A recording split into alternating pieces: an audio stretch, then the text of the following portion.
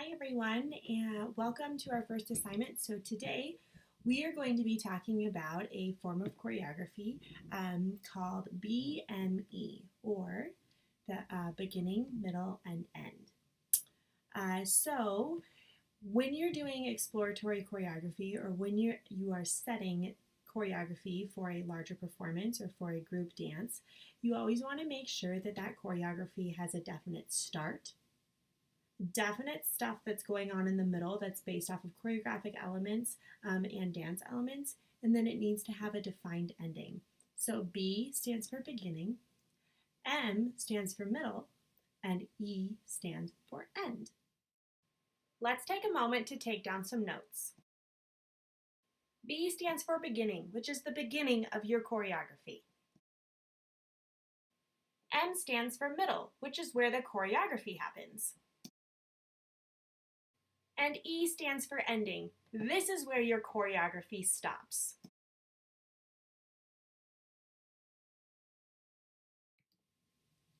One way that we can relate beginning, middle, and end in dance to something else that we do in school is by thinking about a sentence structure. So in a literacy class, a sentence begins with a capital letter. It has a definite beginning. It then has a sentence structure that is made up of a subject and a predicate in the middle, and then that sentence ends with a period.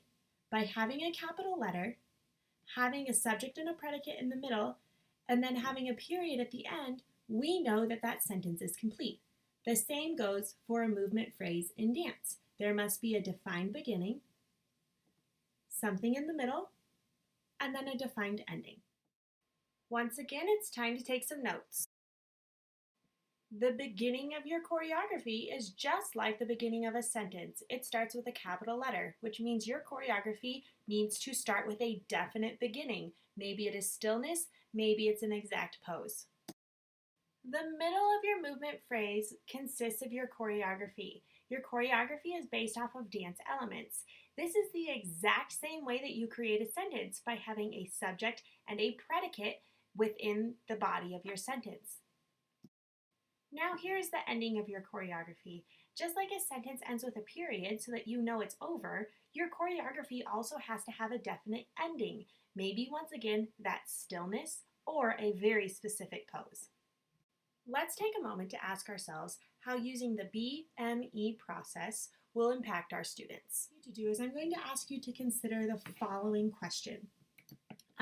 I want you to first think, if you were teaching in an environment full of middle schoolers, so it's let's say 7th grade students, and you're working with them on some basic jazz choreography, what would using the process of applying BME, or beginning, middle, and end, help them grow their ability to be able to choreograph larger movement phrases? So how would taking this simple structure, or sentence structure if you want to apply it to that, how would that help them become choreographers on a larger scale? So let's look at an example of BME.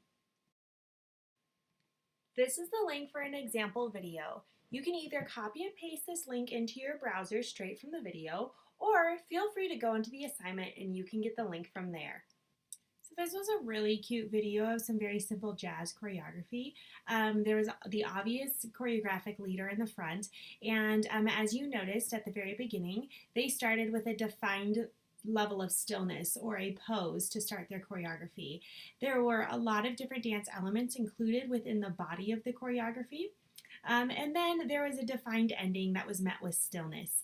As it was clearly a beginning video, the dancers became excited that they had completed it and completed it well, which is something that we would see in the classroom as well. But what I really like about this video is that there is a clear beginning.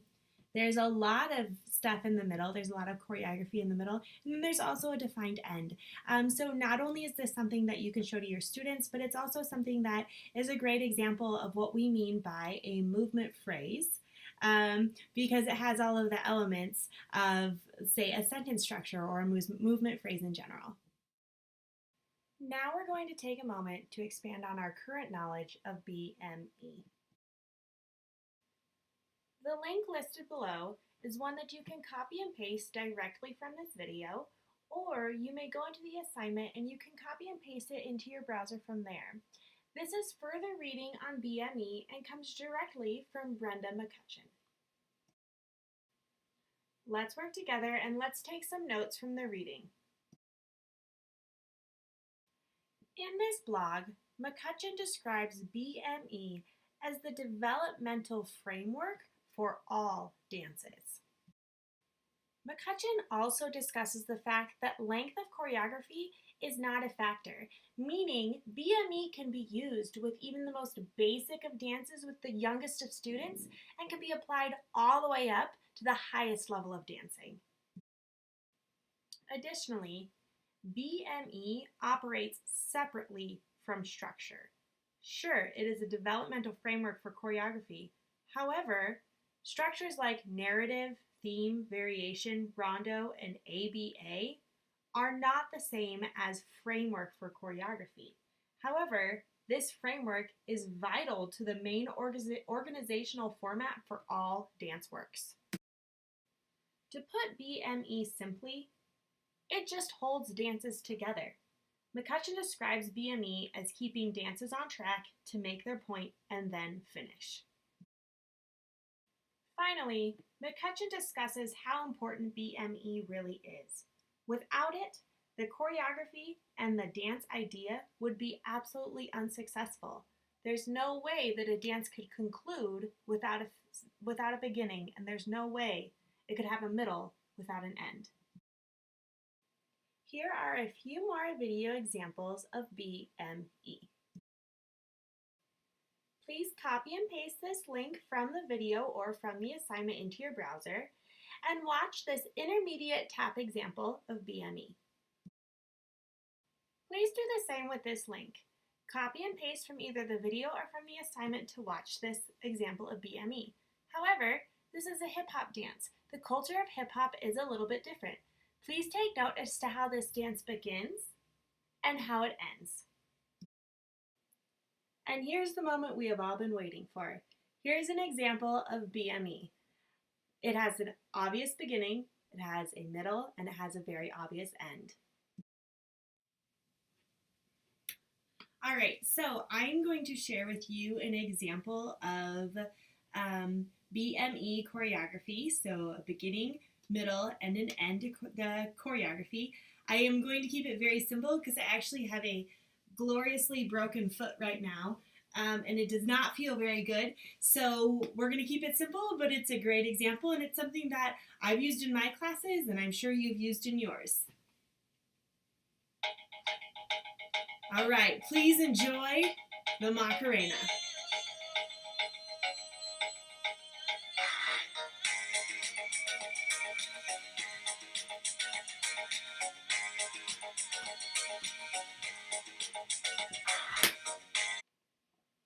Congratulations! You now know more about BME than you did a few minutes ago.